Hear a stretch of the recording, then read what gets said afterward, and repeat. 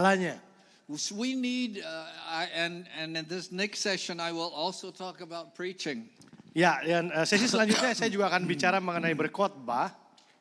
But let's move down to the area of prayer. Tapi mari kita masuk ke dalam pembahasan mengenai doa. Many times we just go through the motions when we're talking Halaman about prayer. ya 4. Kalau kita bicara doa, seringkali kita hanya membahas bagian aktivitas doanya. But there is many kinds of prayer. Tetapi sebenarnya ada banyak jenis doa. Of course, there is the Lord's Prayer. Ada yang namanya doa Bapa kami. And where we focus on the kingdom of God first. Di mana kita berfokus untuk mendahulukan kerajaan Allah. And then there's deliberate prayer for other people, even your enemies. Lalu kemudian kita bicara mendoakan orang lain, bahkan mendoakan musuh. To pray God's best on their life. Mendoakan supaya yang terbaik terjadi dalam kehidupan mereka. I don't know, has Dr. Cho come to Jakarta? Dr. Cho, you mean? Yonggi? Pernah saudara dengar Dr. Yonggi Cho ya? Saya nggak tahu pernah datang ke Jakarta nggak ya? Kayaknya waktu itu pernah ya.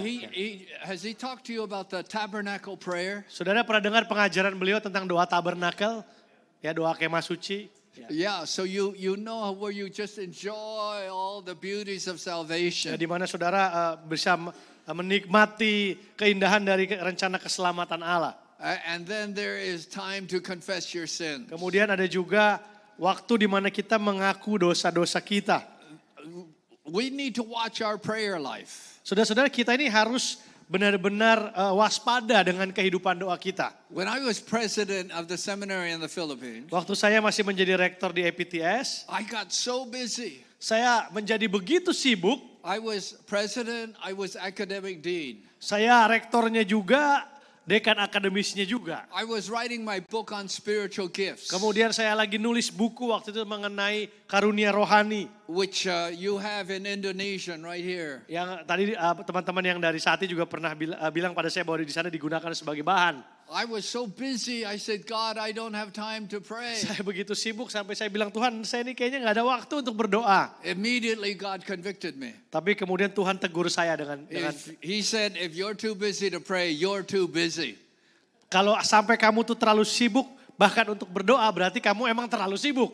That is our strength, that is our lifeline. Padahal doa itu adalah sumber kekuatan kita. So I'm praying that every one of you as leaders will take time to pray every day. Dan saya berdoa bahwa saudara-saudara sebagai pemimpin punya waktu rutin berdoa setiap hari. And amen. And then fasting and praying. Dan juga doa puasa. Now, when you fast, you're not gaining any merit before God. Saudara, waktu saudara puasa itu bukan untuk mendapatkan pahala dari Tuhan. But you are taking time to pray. Tapi puasa artinya saudara mengkhususkan waktu untuk berdoa. I was with the largest Pentecostal church, the largest church in India. Saya waktu itu sempat ada di satu gereja di India yang adalah gereja terbesar di India. And Pastor Mohan said the key to their growth has been prayer. Dan Pastor Mohan sebagai gembalanya mengatakan bahwa kunci utama dari pertumbuhan di sini adalah doa. You lead the church from the pulpit, the front door, and on your knees. Ya, saudara harus memimpin gereja itu bukan hanya dari mimbar, tapi juga dari pintu depan, bicara tentang keramah tamahan, dan juga dari ruang doa saudara memimpin. The front door to greet people. Ya, di pintu depan maksudnya menjadi asyir atau menyambut jemaat yang hadir. There are pastors in Singapore who will not even greet people.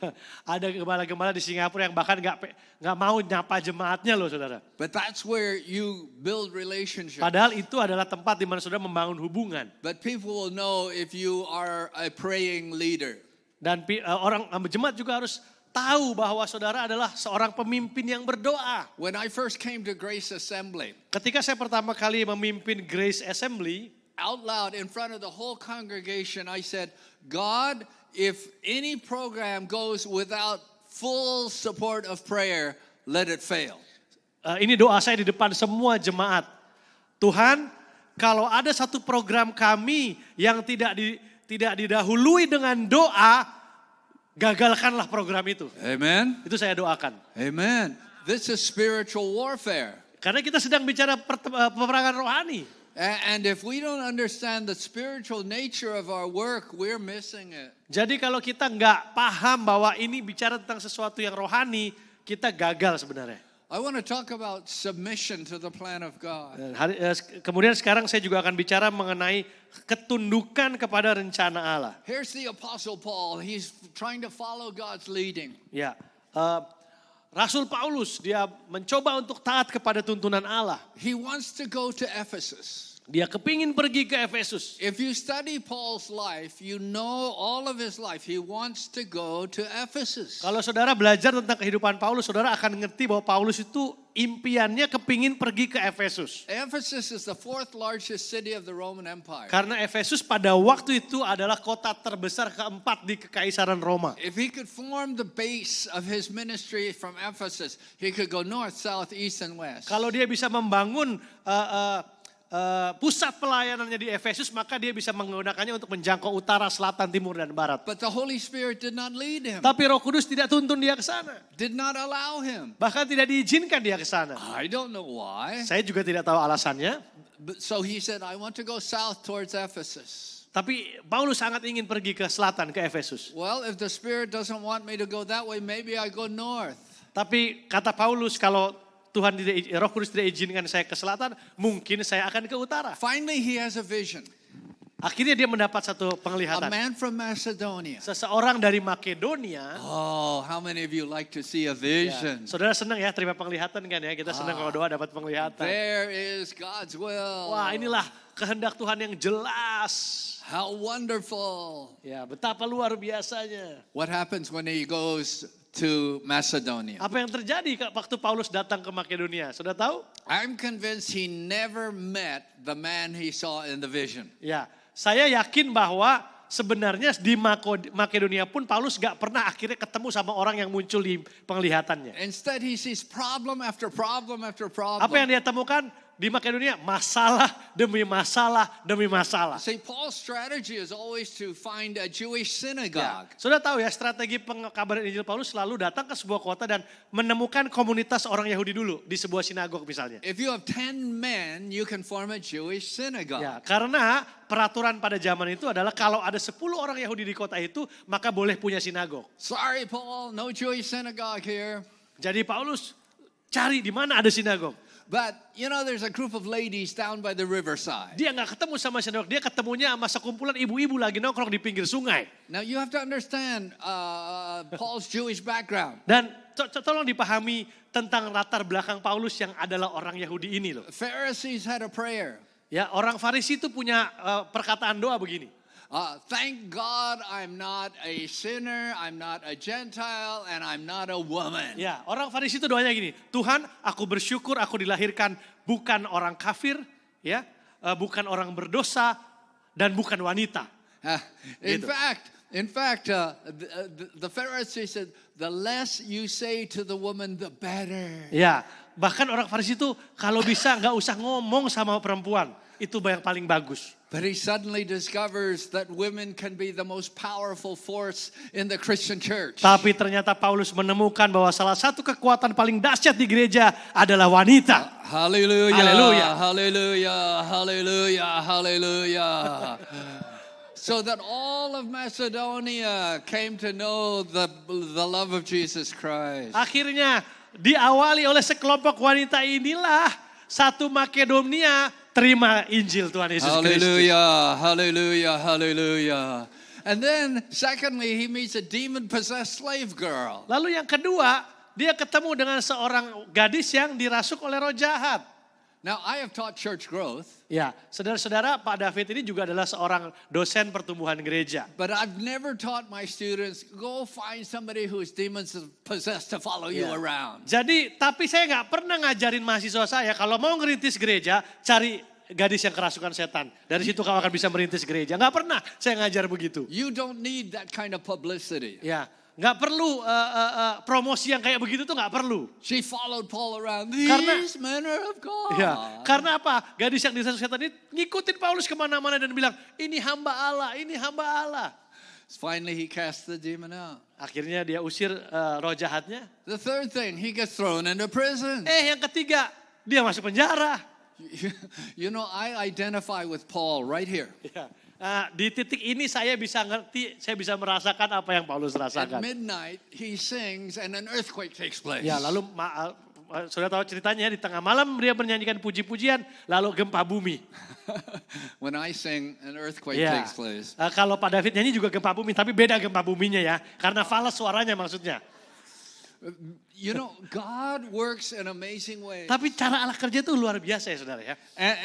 And God has his own plan. Tuhan punya caranya, Tuhan punya tujuannya sendiri. So God was using him to form a number of other churches around Ephesus. Dan akhirnya dengan cara itu pelan-pelan gereja-gereja mulai berdiri di sekitar Efesusnya. So that in God's timing, when he comes to Ephesus, there are many people who can help him. Sehingga ketika waktunya tiba Paulus nyampe di Efesus, circle-nya pendukungnya dia sudah cukup untuk membentuk gereja di sana. From the time I was very young, God began speaking to me about Asia.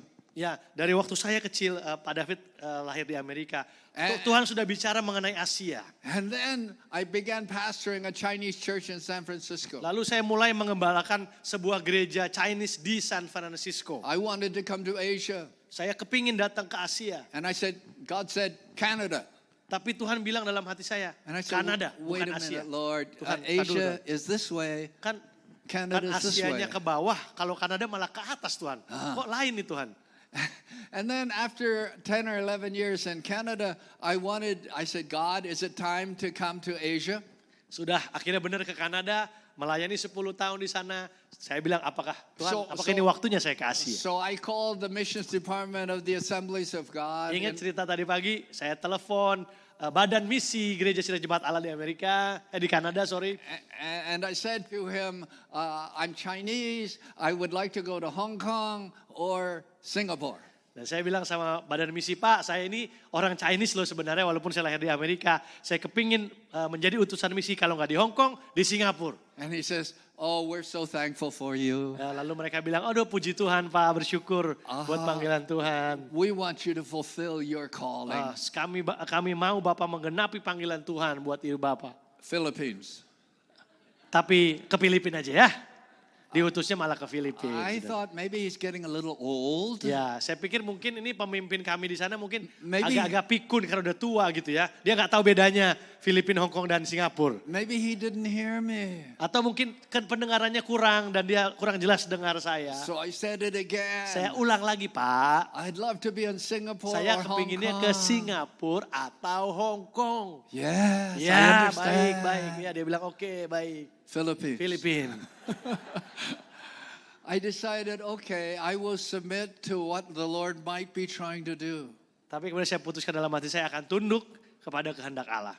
And so we went to the Philippines. Kami pergi ke Filipina. You see, God has this interesting things to build us. Tapi dengan cara itulah Tuhan seperti sedang membangun dan mempersiapkan kami untuk masa yang akan datang. I see so many people that dream big dreams. Saya lihat banyak orang yang punya impian yang begitu besar.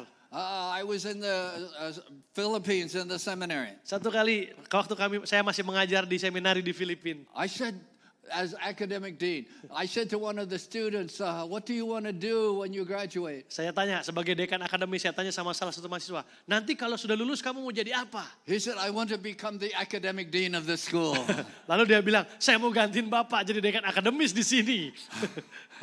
And then as I'm doing minister seminars, I hear younger pastors say, when I get older, I want to do what you do. Ya, satu orang lagi juga bilang hal yang sama. Pak, nanti kalau saya seumur bapak, saya kepingin jadi seperti bapak. Oh, I tried to tell them, you have to bloom where you're planted. Ya, tapi saya bilang sama mereka, kamu harus balik. Kamu harus berkembang di tempat dari mana kamu berasal atau kamu ditanam. Learn the lessons of your ministry right now. Ya, belajar dulu untuk berpengalaman dalam pelayananmu yang sekarang. When I was in Bible college, I was pastoring a small church of 25. Waktu saya sambil sekolah Alkitab dulu, saya juga mengembalakan satu gereja kecil, jemaatnya 25 orang. I was ready to pastor that church till Jesus comes. Ya, saya sebenarnya sudah siap kok kalau saya harus mengembalakan gereja itu sampai Tuhan Yesus datang. I did not have other dreams. Saya nggak punya impian lain. I needed to learn what God taught me right there. Saya harus belajar tentang apa yang Tuhan mau lakukan pada saat itu, di tempat itu. Later, God would open other doors. Tapi di kemudian hari Tuhan buka pintu yang baru. So rather than just idealistically hope for something, learn everything God wants you to learn right now. Jadi daripada membayangkan hal-hal yang idealis saja, lebih baik sekarang kita fokus sama yang di depan kita dan kita lakukan yang terbaik. Di situ Tuhan akan ajar kita. Some of you may think, I'm in the desert. Mungkin beberapa di antara saudara sedang merasa bahwa ini pelayanan saya yang sekarang ini seperti I padang want to tell gurun. you something very profound. Tapi ini sesuatu yang penting yang saudara perlu dengar. Moses was in the desert, Musa ada di padang gurun. and God said, take off your shoes, this is holy ground. Tapi Tuhan berkata kepada Musa, di padang gurun, lepaskan kasutmu, ini adalah tanah yang kudus. See, every Israelite thought Palestine was holy ground. Banyak orang Israel berpikir bahwa Kanaan atau Palestina lah tanah perjanjian atau tanah kudus. The promised land is holy ground. Bahwa tanah perjanjian itu adalah tempat kudus. But in the desert, Tapi ternyata di padang gurun pun God said, this is holy Allah ground. berkata kepada Musa, ini adalah tanah yang kudus. Amen. Amen. Amen. Let's give God praise. Berikan tepuk tangan bagi Tuhan. Hallelujah. Hallelujah. Hallelujah. Hallelujah. Haleluya. Learn what you need to learn right now. Pelajari apa yang saudara perlu belajar saat ini juga. God has great plans for your life. Tuhan punya rencana yang dahsyat bagi kehidupan saudara. Bigger than you can possibly Lebih besar imagine. dari apa yang saudara bisa bayangkan. I could not imagine how God would open the doors for me. Saya tidak bisa bayangkan kalau sekarang Tuhan banyak buka pintu pelayanan bagi saya. I never dreamed about what would happen in the future. Saya tidak pernah memimpikan apa yang akan terjadi di masa yang akan datang. I want you to tell someone next to you, God has great things ahead for you. Beritahu kanan kiri saudara bilang begini, Tuhan punya sesuatu yang dahsyat buat engkau. Hallelujah, hallelujah, Hallelujah, hallelujah, hallelujah. hallelujah, hallelujah, hallelujah. I feel God's presence here right Saya now. merasakan saudara ada hadirat Tuhan di tempat ini saat ini. You have an anointing of the Holy Spirit. Saudara right itu now. dipenuhi, diurapi oleh Roh Kudus. You may say, I'm inadequate. Saudara mungkin merasa saya tidak layak. And I say, hallelujah. Tapi saya berkata haleluya. When you know you're nothing, then God can do something Justru in your ketika life. engkau sadar kau bukan apa-apa, Tuhan bisa pakai saudara. Hallelujah, hallelujah, hallelujah, hallelujah. Okay, so we want to be what God would have us to be. Ya All kita akan right. menjadi seperti apa yang Tuhan kehendaki. Let me move on down to Sabbath keeping. Ya sekarang saya akan masuk kepada Sabbath keeping. Yeah, it's Which further one? down here.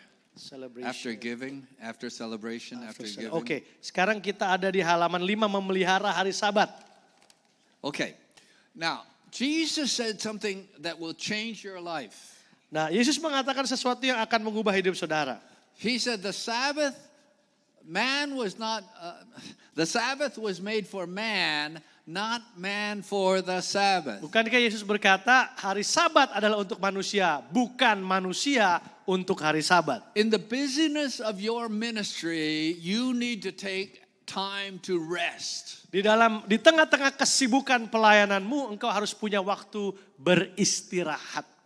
I'm convinced. Rest is a key weapon of spiritual warfare. Saya yakin sekali bahwa beristirahat adalah kunci dari peperangan rohani. If you don't rest, a grasshopper will become a giant. Ya, kalau saudara tidak beristirahat, musuh yang tadinya sebesar belalang akan jadi seperti raksasa. You have a small problem and the devil will get you to focus on that until you lose control. Kalau saudara sibuk tidak beristirahat, maka musuh yang kecil iblis akan buat menjadi tampak lebih besar sehingga engkau tidak lagi bisa mengendalikannya. But when you're well rested, then you can see from a good perspective. Tetapi kalau engkau beristirahat, engkau akan bisa memandang masalah itu dari perspektif yang benar. I never made a big decision for the church on Monday. Saya tidak pernah mengambil keputusan besar atau penting bagi gereja saya di hari Senin. I was preaching 4 times on the weekend, Saturday night and 3 times on Sunday. Saya itu waktu menjadi gembala di Singapura, 1 kali khotbah di malam minggu, 3 kali di hari Minggu. Even in Singapore with aircon. Ya bahkan walaupun khotbahnya di Singapura pakai AC. Between every service, I had to change my shirt. Ya tetap aja setiap selesai satu kebaktian saya harus ganti baju. I poured myself Kenapa? out. Karena saya totalitas dalam berkhotbah. So on Monday, I don't want to. In fact, if you come to me on Sunday night or Monday and you say I want to commit suicide, I will probably say go ahead. Saudara, ini ekstrimnya ya. Seumpamanya ada jemaat datang hari Minggu malam atau Senin pagi bilang, Pak, saya mau bunuh diri. Saya akan bilang silakan. Saking capeknya saya udah. I'm no good to anybody. Saya tidak berguna bagi siapapun di hari Senin pagi. I'm only joking, please. Ya, tadi saya bergurau. Ya maksudnya saya gak mau diganggu begitu. In fact, Monday was always a time of deep spiritual warfare for me. Tetapi tahukah saudara bahwa Senin itu adalah waktu peperangan rohani yang dahsyat. And darkness literally would come upon me. Ya, ada kegelapan yang seringkali akan datang kepada saya. One Monday morning as I was doing spiritual warfare, I got a little bit hungry. Satu pagi, waktu saya lagi peperangan rohani di hari Senin pagi, saya tiba-tiba merasa lapar. So I ate a bowl of noodles. Saya makan semangkuk mie. No more spiritual warfare. Selesai dulu lah peperangan rohaninya, lapar soalnya. No more depression. Ya. Tapi ternyata habis makan, I learned a new weapon tidak ada of depresi. warfare. Di situ saya belajar satu senjata yang baru. Eating a bowl of noodles. Makan mie ternyata bagus buat menghilangkan depresi, saudara. Oh, my friend, because I used to fast every Sunday morning. Ya, karena saya dulu terbiasa puasa setiap hari Minggu pagi. Because I didn't want to have food in my system. Saya nggak kepingin penuh makanan di perut saya waktu saya berkhotbah. But I had burnt out all the energy. Tapi kan selama 3 kali khotbah hari Minggu dan 1 di hari Sabtu, habis energi saya bukan? And the devil took advantage Dan of dengan that. kelelahan itu kita buka celah pada When iblis untuk datang dengan pikiran-pikiran negatif. When you take time to rest. Tapi kalau Anda ambil waktu untuk beristirahat, When you take time to trust God. ambil waktu untuk datang pada Tuhan, percaya kepada Tuhan. You discover God is in control. Baru engkau akan menyadari bahwa Tuhan masih pegang kendali. And you see a different angle to the problem. Dan engkau lihat masalah itu dari sudut pandang yang berbeda.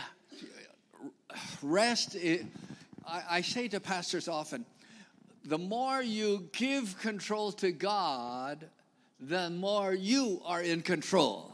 Saya sering bilang begini sama para pendeta, semakin Anda menyerahkan kendalinya kepada Tuhan, justru semakin Anda akan bisa memegang kendali. But too many people hold on to their own Tapi problems. seringkali banyak orang itu pegang sendiri masalahnya. Oh, I'm so worried about this person. Aduh, aku khawatir banget sama orang ini. I'm so worried about the mistakes I made. Aku khawatir akan kesalahan-kesalahanku. And the devil sitting on your shoulder saying, Amen, Amen. Dan ada iblis di bahu saudara bilang amin, amin.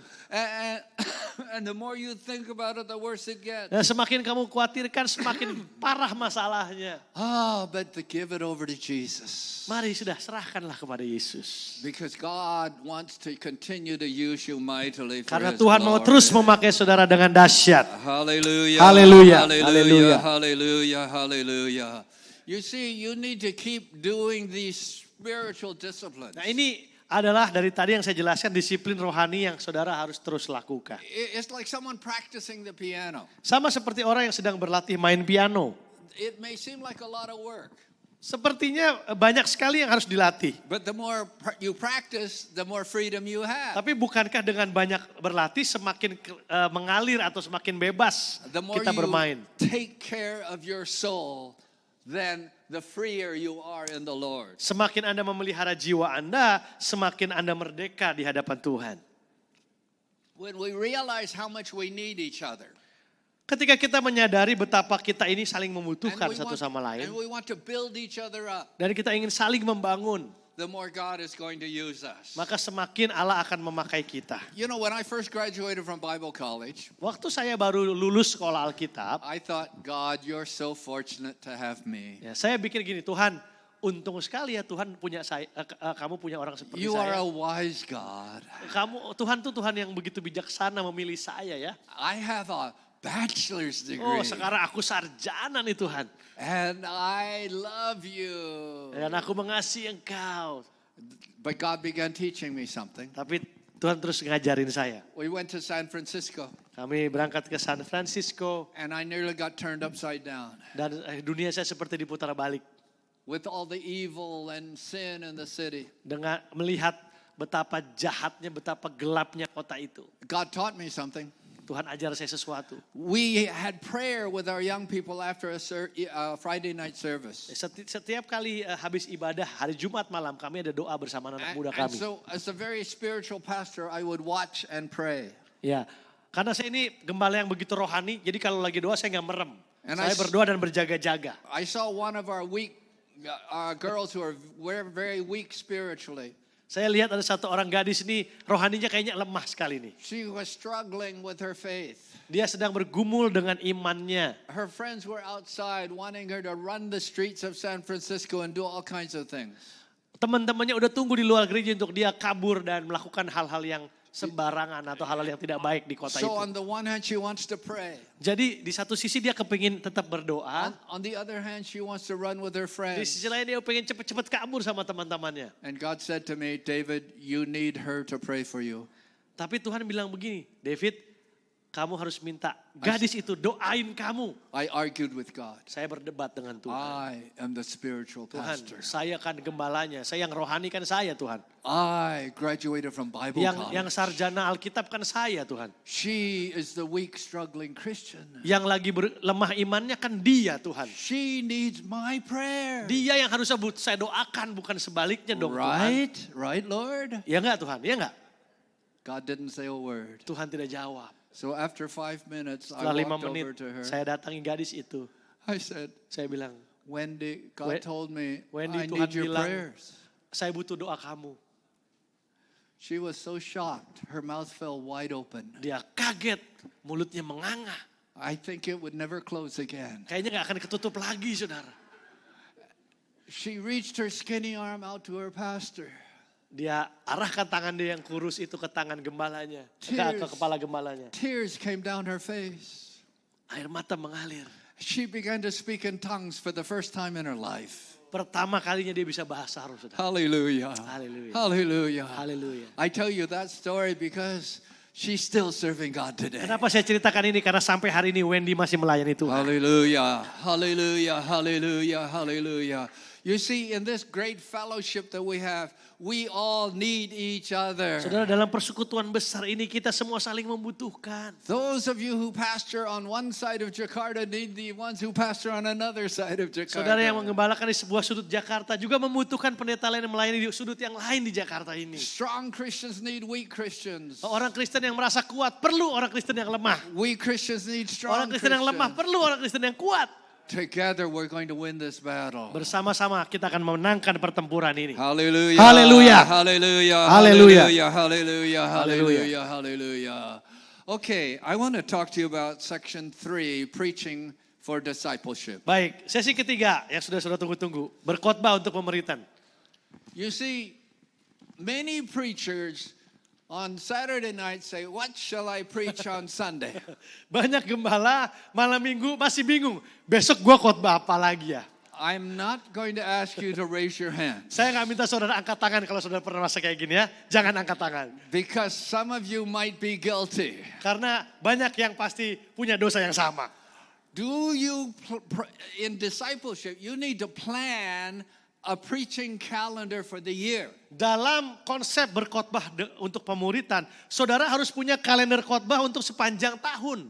Usually I will plan about 36 to 40 weeks of preaching in the year. Saudara, biasanya sebagai gembala saya itu udah bikin jadwal saya mau khotbah apa untuk 36 sampai 40 minggu. So that I can have a few weeks in case the Spirit leads me into another area. Kenapa masih disisain supaya kalau Roh Kudus tuntun sesuatu yang mungkin agak sedikit berbeda, saya masih punya ruang untuk melakukan itu. You as a pastor are the chief dietitian. Saudara sebagai seorang gembala, saudara adalah kepala ahli gizi. Saudara adalah ahli gizi buat gerejamu. You are the chief vision Ya, caster. saudara adalah pemegang visi utama. Saudara adalah koki kepala. Kira-kira You are begitu. the chief discipler. Saudara adalah pemurid utama. Do they know you're moving in a certain direction? Apakah jemaatmu tuh tahu ke arah mana kau sedang bergerak? I would usually do 3 to 4 week series. Biasanya saya membuat satu serial khotbah itu ada yang 3 minggu, ada yang 4 minggu. Each year I would plan 2 or 3 series on books of the Bible. Satu tahun biasanya 2 kali sampai 3 kali saya bikin serial. Saya pilih satu buku dari Alkitab, satu kitab menjadi satu seri. I would plan a few weeks on family communication. Kemudian ada satu seri saya buat untuk bicara mengenai komunikasi dalam keluarga. Handling emotions. Bagaimana mengatasi emosi.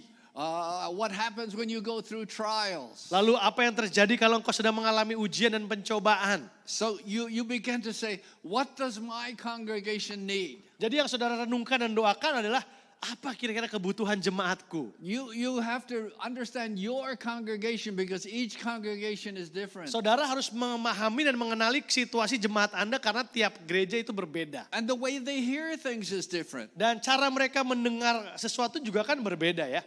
I pastored in Singapore. Waktu saya mengembalakan di Singapura. Our Chinese side like to hear things in a cyclical way. In other words, you cyclical. You tell stories after story, and you come back to one main point. Oke. Kalau di Singapura ada beberapa bahasa di jemaat saya. Kalau jemaat Chinese itu sukanya begini. Cerita, ujungnya baru poinnya. So that people will not forget the one main point. Sehingga dengan cerita-cerita itu mereka nggak lupa poinnya apa. But my English side, very educated, like to go from A to B. Tapi kalau jemaat saya yang berbahasa Inggris, ibadah bahasa Inggrisnya sukanya karena mereka orang berpendidikan, mereka suka bagaimana cara dari titik A ke titik B.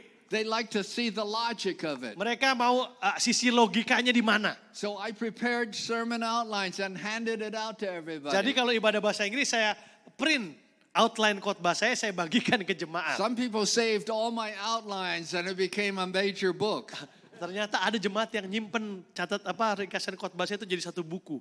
But for the English side, this was very important. Tapi buat saya, buat ibadah jemaat bahasa Inggris kami itu penting. We need to understand the key to where our people need to hear it. Dengan kata lain kita harus ngerti kuncinya. Bagaimana cara menyampaikan pesan ini kepada jemaatku. There was a missionary who went to Latin America. Ini cerita saudara, ada seorang misionaris datang ke Amerika And he Latin. was telling the people about how Jesus died on the cross for us and how he was betrayed by Judas. Lalu kemudian misionaris cerita mengenai bagaimana Yesus mati di kayu salib dan bagaimana Yudas mengkhianati Yesus. And when he was talking about Judas, everybody clapped their hands. Nah, waktu dia cerita tentang pengkhianatan Yudas, semua orang malah tepuk tangan. For them, Judas was the hero. Karena menurut budaya mereka, pengkhianat itulah pahlawannya. So he said, how am I going to reach these people? Karena kalau nggak ada dia, kan Yesus nggak disalib.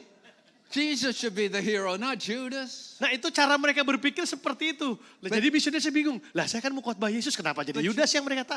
But you see, this Indian tribes in Latin America, they had a culture of betrayal. Nah, tapi ternyata baru misionaris ngerti bahwa di dalam budaya suku itu, memang pengkhianatan adalah bagian dari budayanya.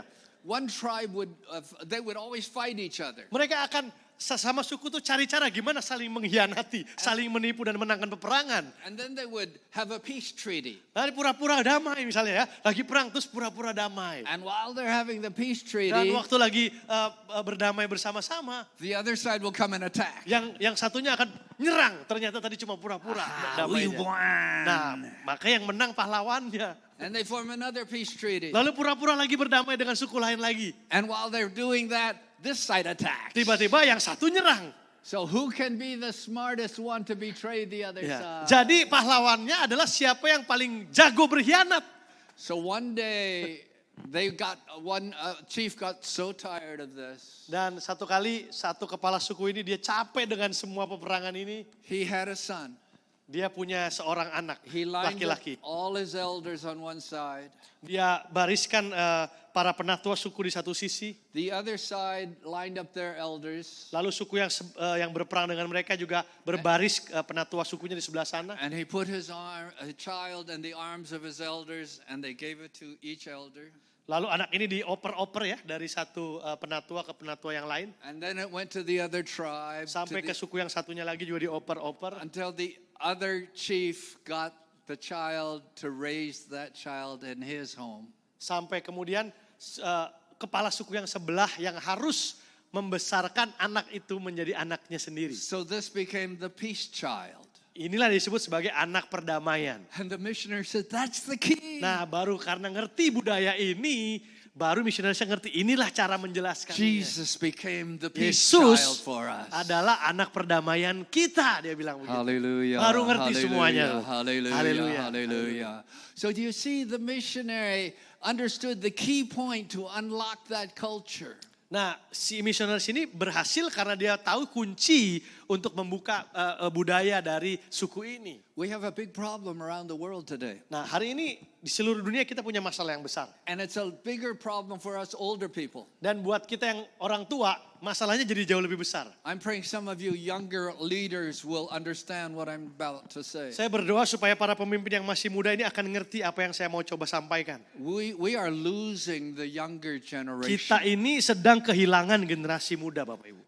Very frankly, I don't understand the younger generation. Sejujurnya saya juga udah nggak paham cara mendekati generasi muda sekarang. I used to be a youth pastor. Dulu padahal Pak David adalah youth pastor. But things have changed so much. Tapi anak muda zaman dulu beda sama anak muda zaman sekarang. But some of us, we say, ayo, this younger generation, they're awful. Tapi bukankah banyak orang tua yang berkata, aduh udahlah generasi muda sekarang mah udah berantakan banget. But we need people that care enough for them to understand where they're coming from. Tapi kita butuh orang-orang yang mau mengerti dari mana anak-anak muda itu berasal, apa yang mereka rasakan. Amen. Amin. Amen. Amin.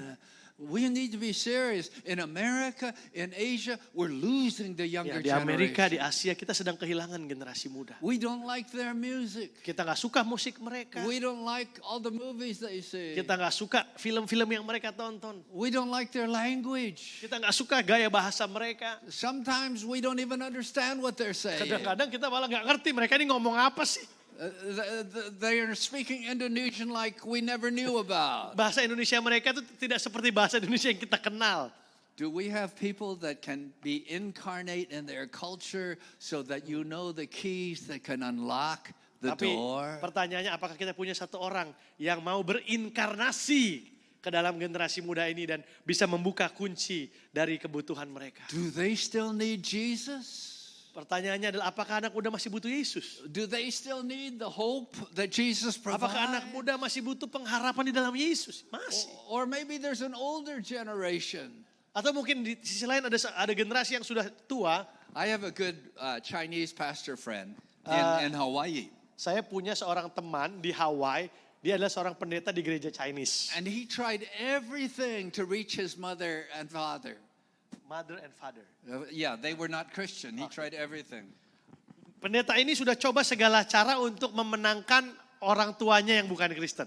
And so he even learned the dialect his mother and father. Dia bahkan sampai belajar dialek bahasa asalnya orang tuanya. And so he tried to witness to its mother and father. Dia coba bersaksi kepada papa dan mamanya. And they said, nah, forget it. Ya orang tua bilang, udah lupakan saja. Then an elderly member of his church said, we will pay for airfare, airplane ticket, and we will go talk to your mother and father. Lalu kemudian, so the father doesn't live in Hawaii. They have to fly No, they somewhere. lived in Canada. Oke, jadi satu sepasang orang tua jemaat dari pendeta ini tapi usianya tua. Mereka bilang gini, saya mau beli tiket sendiri, kami mau ke Kanada untuk ngomong sama orang tua kamu, Pak Pendeta. And so my friend said, let me teach you how you have to witness to my mother and father. Lalu pendeta ini bilang sama kedua orang yang lebih tua ini, saya ajarin dulu ya Bapak Ibu, Om Tante gimana caranya berbicara kepada orang tua saya Be nantinya. very slow. Ngomongnya pelan-pelan. Maybe when you're about to leave, invite them to church. Nanti kalau udah mau pamit, baru undang mereka ke gereja. And the elderly woman went to Canada. Lalu kemudian ini ibu-ibu ini pergi ke tempat orang tuanya di Kanada. And he got a phone call. Ditelepon Pak Pendeta ini. And the phone call was, your mother and dad have accepted Jesus as their Lord and Bilang, Savior. papa mamamu sudah terima Yesus, ibu ini bilang. He said, what? Dia bingung. Hah? Did you follow what I taught you? Apakah ibu melakukan apa yang saya nasihatkan? No. The Tidak. first thing when we met them, we shared with them about Jesus. Ya, enggak kok. Saya langsung datang langsung ngomong tentang Yesus. He said, how did that Kok, happen? kok bisa?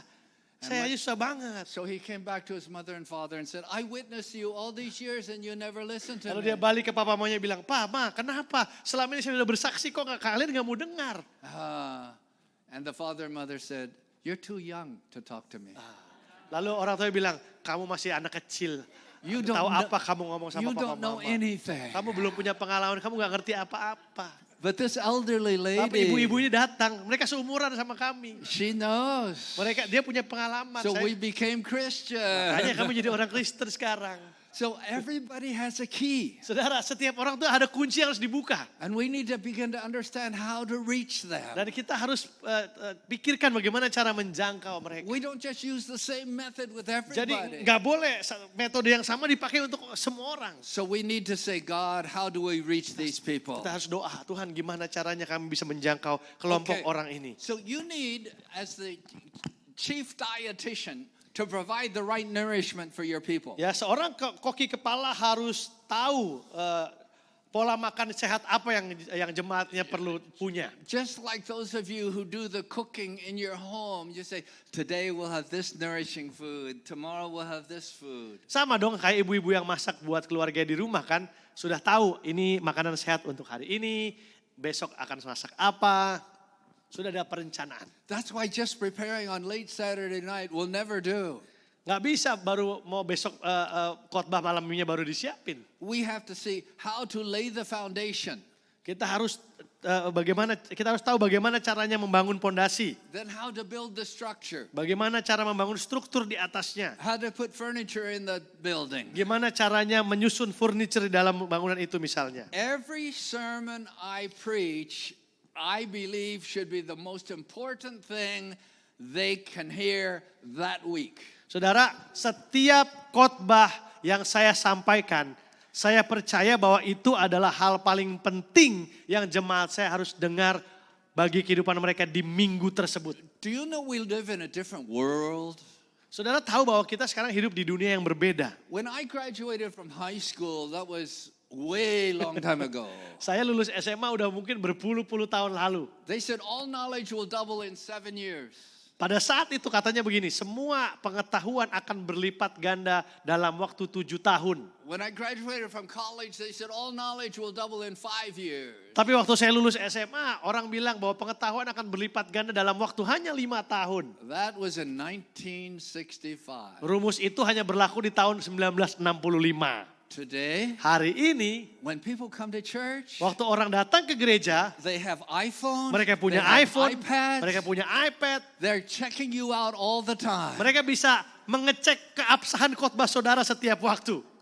If you say anything wrong, Kalau they'll know. kalau saudara menyampaikan hal yang keliru, mereka akan tahu. And you know how they watch television? Saudara tahu orang zaman sekarang kalau nonton TV They watch with a remote control. pakai remote.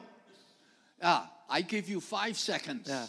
TV, kamu punya waktu 5 detik untuk menyenangkan saya. If I like the program, Kalau I saya watch. suka, saya stay di sini. If I don't like the Kalau saya nggak program, suka, pindah. next channel, Channel selanjutnya. next channel, Channel selanjutnya. next channel. Channel selanjutnya. I know, I do the same thing. Sama, saya juga kayak begitu.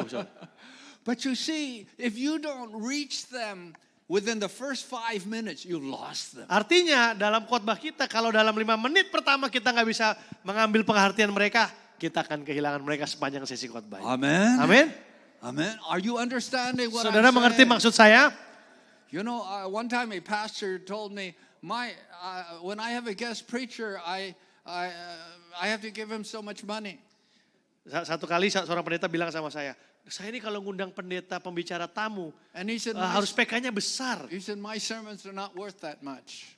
Kalau saya yang khotbah kayaknya kok nggak semahal itu ya. I want to tell you something. Tapi saya mau kasih tahu begini saudara. My sermons are life and death. Ya, khotbah saya sebagai gembala sidang itu bicara hidup mati orang loh. My sermons are there to give them life or else. Ya, khotbah saya harus membawa kehidupan supaya orang tidak mati. I learned that when I was 13 years old when I started preaching in jail. Dari mana saya belajar itu?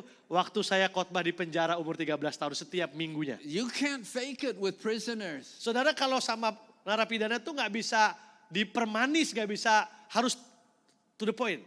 Our members today desperately need to hear from God's word. Hari ini jemaat kita tuh sangat membutuhkan pesan Tuhan. Not from my philosophy, Mereka tidak butuh filosofi kita. not from my wisdom, Mereka tidak butuh hikmat kita. but from God's word. Mereka butuh firman Allah. Amen. Amin. Only God's word will change their Hanya firman lives. Tuhan yang bisa mengubah hidup mereka. And so what I do is preach a number of series.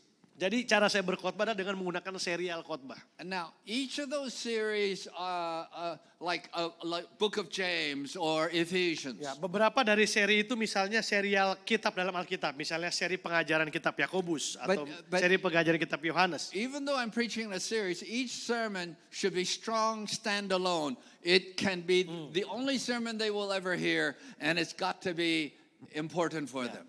Tetapi walaupun khotbahnya berseri, kita harus pastikan bahwa setiap khotbahnya pun bisa berdiri sendiri. Jadi kalau orang cuma datang sekali dan hanya dengar yang itu pun, dia bisa mendapatkan sesuatu. Now, this kind of preaching only comes if you can plan ahead of time. Nah, jenis khotbah yang seperti ini hanya bisa kita dapatkan kalau kita merencanakan jauh-jauh hari. I plan several months ahead. Saya itu sudah bikin naskah khotbah beberapa bulan sebelumnya untuk dikhotbahkan di minggu itu misalnya. So that every time I get a new idea, I can put it in the file. Sehingga tiap kali saya punya ide yang baru, saya masukkan ke dalam file saya. I keep sharpening my thinking. Lalu kemudian saya pertajam pemikiran saya. I do the biblical research. Saya lakukan riset Alkitab.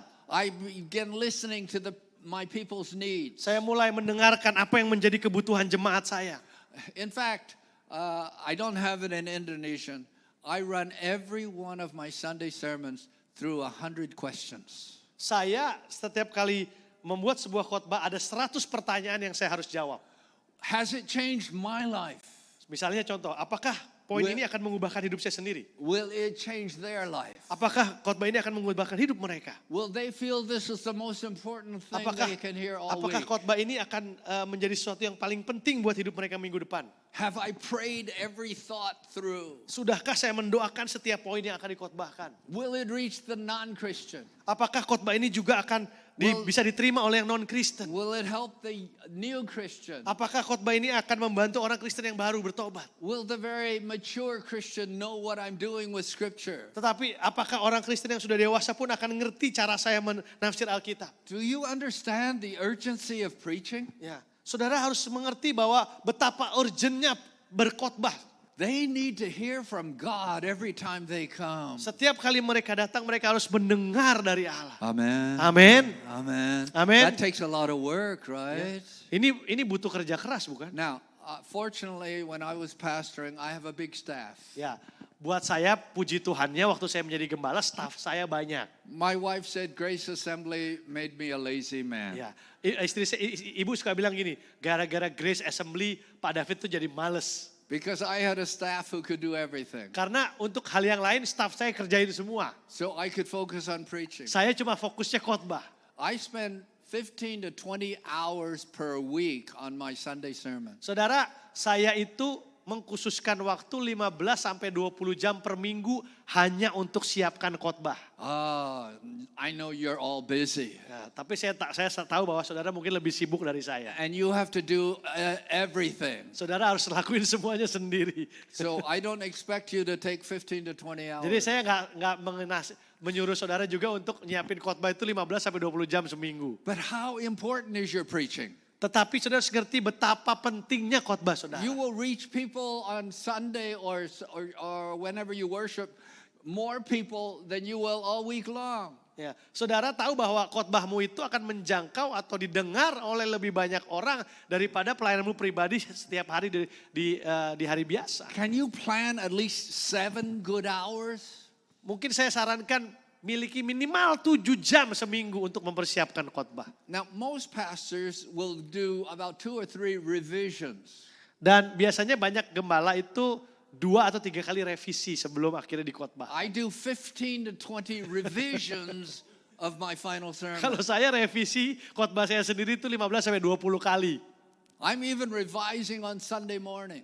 Bahkan habis Sabtu malam saya khotbah, sebelum khotbah Minggu pagi saya revisi dulu. How do I make it easier for people to receive it? Gimana caranya orang lebih gampang terima misalnya. How do I bring that point home? Gimana caranya poin ini bisa diterima. And when people know that I respect the word of God, Nah, tapi begini saudara, kalau jemaat ngerti betapa kita ini menghargai firman they Allah. will learn to apply it in their Mereka own pun lives. akan juga belajar menghargai dan menerapkan firman Allah itu. Oh, okay, now, so there's so much here. Let me show you the Shannon Weaver. Could we come up here with the little chart of the sender, the encoder, and the signal? Ya.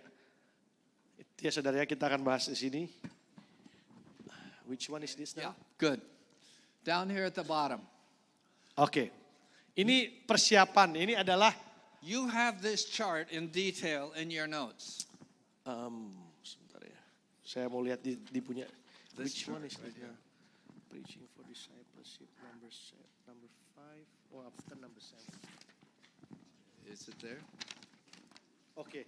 Kita ke halaman 8 saudara. Ini adalah model komunikasi dan pemuritan Shannon Weaver.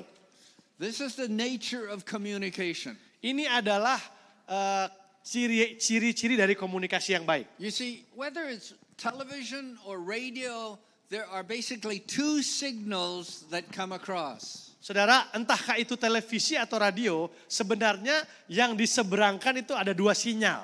One is the actual message or song, the signal wave in communication. Yang pertama adalah mungkin kata-kata atau musiknya sendiri. And the second is called the carrier wave that takes it from the station into your radio or into your television set. Tetapi yang kedua juga ada gelombang pembawanya atau sarana pembawanya. Kalau di dalam istilah radio itu adalah gelombangnya. You can hear me here, but someone in another building can't hear Ya, me. saudara bisa dengar saya sekarang, belum tentu orang di gedung sebelah bisa mendengar saya. So you need a strong carrier wave to take it to them.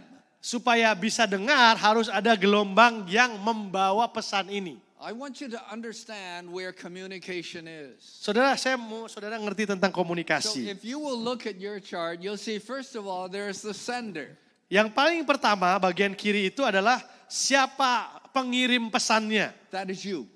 Itu adalah saudara para pengkhotbah. That is your background. Ini bicara tentang kehidupan atau background saudara. That is your your successes and failures. Ya, kegagalan dan keberhasilan saudara. That's your culture.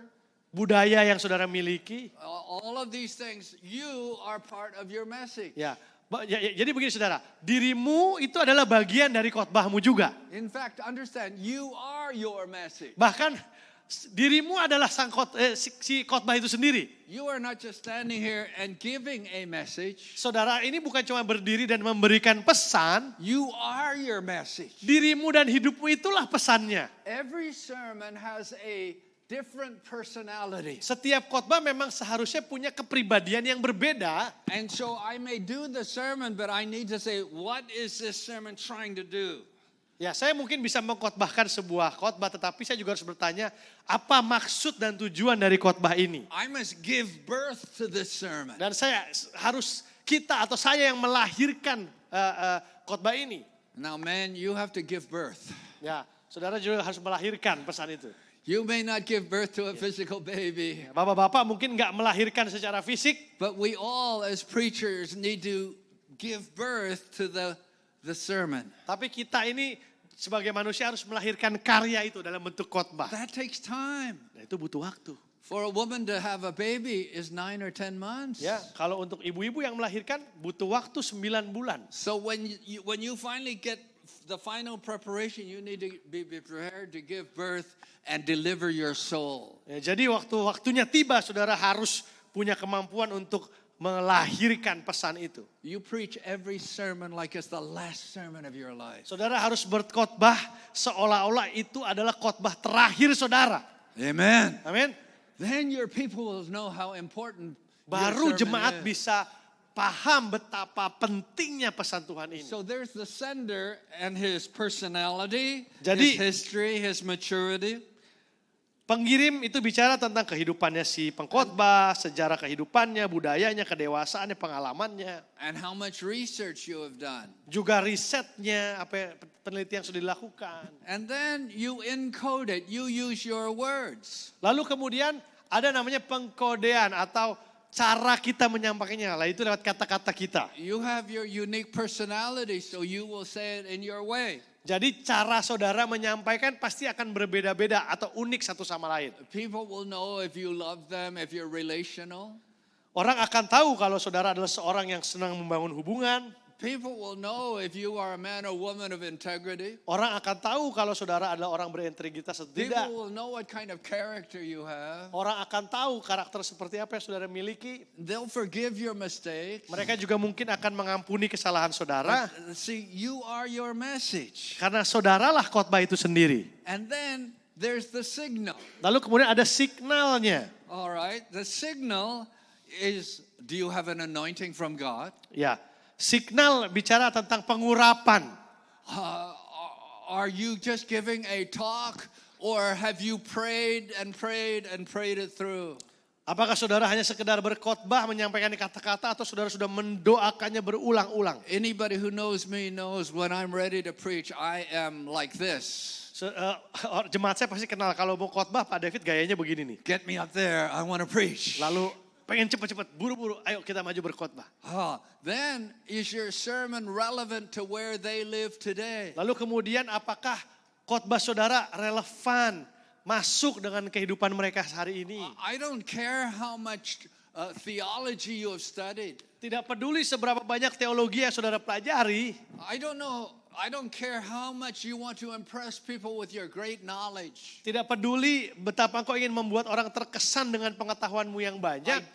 I do care if it is reaching their heart. Tapi yang penting adalah apakah engkau menjangkau atau menjamah hati orang yang mendengar. You see, here is the word of God. This line represents the word of God. Contoh ya saudara, ini garis ini adalah firman Tuhan. And this line represents their life. Dan garis ini yang menyilang melambangkan kehidupan jemaat. It is only when the word of God reaches their life Hanya ketika firman Allah itu bersentuhan dengan kehidupan jemaatlah, that you have preached. baru Anda bisa disebut berkhotbah. So anything that does not relate to that, I throw it out. Jadi semua poin yang tidak berelasi dengan titik temu itu saya buang. Or I put it in a file so that I can use it later. Atau saya taruh di file supaya nanti kalau saya butuh saya bisa pakai. So when I'm preaching, I'm trying to aim to the needs. Jadi waktu saya berkhotbah saya selalu mencoba mencari kebutuhannya jemaat. And most of us think we finished preaching right there. Dan menurut kita dengan cara demikian selesailah khotbah kita. I am the Tidak. sender, I encode, Saya I adalah give a pengirim signal. pesan, ada pengkodeannya lalu ada sinyalnya. But communication doesn't stop there. Tetapi proses komunikasi tidak berhenti di sana. There's decoding. Ada yang namanya penafsiran dari kode tersebut. See, what you say may not be what they hear. Ya, jadi apa yang dikirim pesannya belum tentu nyampainya sama. Way back when I was 20 years of age, I went to Hong Kong to learn Cantonese. Waktu saya masih usia 20 tahun, saya pergi ke Hong Kong untuk belajar bahasa Kantonis. It was a terrible shame because in San Francisco, I would preach in English to be interpreted into Cantonese by a Caucasian missionary lady. Saya malu sebenarnya. Waktu saya jadi gembala di San Francisco, saya yang keturunan Chinese khotbah pakai bahasa Inggris. Tebak siapa penerjemahnya? Orang bule kulit putih misionaris pakai bahasa Chinese. So Saya malu. I was so embarrassed. Saya malu. So they sent me to Hong Kong. Jadi to saya learn dikirim ke Cantonese. Hong Kong untuk belajar bahasa China Kantonis. One time I was walking towards the youth service Satu hari saya jalan untuk masuk ke kebaktian kaum muda. and I saw a beautiful display of flowers. Terus saya lihat sebuah pajangan bunga yang indah. And I said, oh, how beautiful. Saya bilang, wah indah sekali. I didn't know that behind the door was a young lady. Saya nggak tahu bahwa di belakang bunga itu ada cewek. She thought Dia I was pikir talking about her. Saya ngomong cantiknya bukan ke bunga tapi ke dia. Miscommunication. Miskomunikasi. You see, what you say may not be what they hear. Jadi apa yang kita katakan belum tentu sama dengan apa yang jemaat dengar. So we need to be sure that they're hearing what we're really saying. Kita harus pastikan bahwa mereka nangkapnya sesuai dengan apa yang kita mau sampaikan. And then they have their personality and their emotional makeup. Lalu ada faktornya juga penerimanya. Emosinya dia, budayanya dia. And they have their hurts and their background. Mereka punya luka juga, mereka punya masa They have lalu. their education Mereka level. punya tingkat pendidikan tertentu. And then there's the receiver, his whole life. Jadi seluruh kehidupan si penerima ini juga akan jadi faktor. His culture, Budaya, his successes and failures, kegagalan dan keberhasilan mereka, the pain he's gone through, rasa sakit yang harus mereka lalui, his present needs, kebutuhan saat ini, his level of maturity. tingkat kedewasaan. You see, sometimes you're preaching here and they're down here. Ya, kadang-kadang kita khotbahnya di level ini, jemaat kita adanya di sini. So how important it is to understand where your people are. Jadi sangat penting untuk ngerti kondisi jemaat saudara itu seperti apa. So I want to talk to you about the point just before that, multi-level preaching. Nah, ada satu poin di atasnya yang bicara tentang khotbah multi level, bukan MLM saudara ya. It's number 7, B7. Oke. Di sini ditulisnya adalah khotbah untuk segala lapisan masyarakat, tepat di atas tabel. Okay. Ya. When I have my sermon basically prepared, Kalau khotbah saya sudah cukup siap, then I run it through a number of questions. saya akan membawanya ke dalam beberapa pertanyaan. Will this reach the divorcee? Saya akan tanya begini, apakah khotbah ini bisa berbicara kepada orang yang bercerai misalnya? Will it reach the widow? Apakah khotbah ini akan bisa menjamah hati para janda? Will it reach the elderly woman Atau, on bed? atau bisa berbicara kepada para orang yang sudah lansia? Will it reach the brand new Christian? Apakah khotbah ini bisa relate kepada orang Kristen yang masih baru? Will a 13-year-old child be able to understand everything I'm saying? Apakah anak umur 13 tahun bisa memahami apa yang saya khotbahkan? Will the growing Christian have meat that he can grow on? Apakah orang Kristen dewasa bisa dapat makanan daging untuk mereka bertumbuh? Will the very mature Christian know what I'm doing with Scripture? Apakah orang Kristen dewasa ngerti cara saya belajar Alkitab? You see, I go through my mind, who will understand what I'm trying to say? Di dalam pikiran saya mengimajinasikan siapa kira-kira orang yang akan bisa ngerti apa yang saya sampaikan ini. Some of you are saying, wow, Mungkin beberapa dari saudara how dalam do hati I bilang, preach like that? kayak gimana caranya tuh Pak, banyak banget yang harus dipikirin ya. Well, my friend, this is life and death we're talking about. Tapi tahukah Bapak Ibu, ini kita bicara hidup matinya jemaat loh. This is life transformation Ini we're bicara talking tentang about. titik di mana apakah jemaat kita akan berubah atau enggak hidupnya. When I preach, I want everybody in the congregation to say, that's for me. Ketika saya berkhotbah, saya kepingin semua orang yang hadir di jemaat saya bilang, itu khotbah buat I saya. need to hear that. Saya perlu dengar ini. I need to be changed by that Saya word. perlu diubahkan oleh firman yang ini. It's a lot of work. Memang kerja keras. But the more you do it, the easier it gets. Tapi semakin sering saudara lakukan, semakin mudah. A pastor of a big church on the internet in America, instead of doing what I do, he actually brings people in. A young teenager, a divorcee, someone with emotional problem, he brings them in. Seorang pengkhotbah terkenal dari Amerika di internet, kadang-kadang dia suka bawa gini saudara. Ada satu janda dibawa, lalu anak muda didudukan di depan dia. Satu-satu mewakili berbagai kalangan. And he tells them, this is what I'm going to preach. How Jadi- will that affect you? Jadi sebelum khotbah yang benerannya, dia coba dulu. Kalau saya khotbah begini, kira-kira kamu rasanya seperti apa? You see, my friend, preaching for discipleship is so important. Saudara, berkhotbah untuk pemuritan itu sangat penting. That's why you need to plan and pray it through. Makanya saudara harus terus doakan dan rencanakan. I have seen preachers who could preach at this level. Saya pernah lihat orang pendeta berkhotbah di level seperti ini or at that level, atau di seperti sana. but I don't care what level. Saya nggak peduli level manapun itu. My question is, has it changed my life? Pertanyaannya adalah apakah hidup saya diubahkan mendengar And khotbah will itu? it change their lives?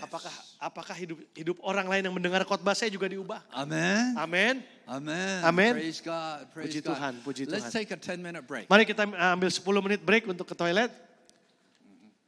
Kita ketemu lagi jam 2.45.